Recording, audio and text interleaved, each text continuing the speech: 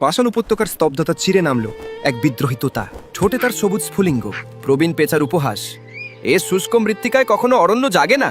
তোতার দৃপ্ত হুঙ্কার, আকাশ যার সীমানা, সে গর্তে লুকাবে কেন? শুরু হলো তার একাকী তপস্যা। বিন্দু বিন্দু জলে সে ফুঁড়ে দিল পাষাণ বক্ষ। জাগলো কচি প্রাণ।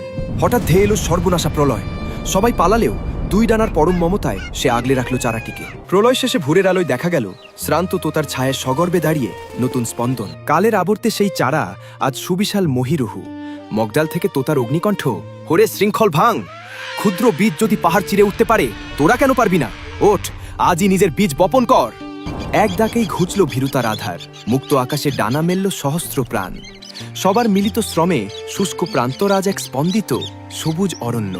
বিপ্লব আকাশ থেকে নামে না, তা জন্ম নেয় বুকের আগুনে। আধারকে অভিশাপ না দিয়ে নিজেরই হয়ে উঠুন এক স্পন্দিত প্রদীপ। আপনার একটি সাহসী উদ্যোগী বদলে দিতে পারে আগামীর ইতিহাস। তাই অলসতার শেকল ভেঙে আজই নিজের বীজ বপন করুন। আর এই বিদ্রোহী তোতার আগুন যদি আপনার বুকেও স্পন্দন জাগায়, তবে একটি লাইক ও ফলো করে শরিক হন আমাদের এই জাগরণের মিছিলে।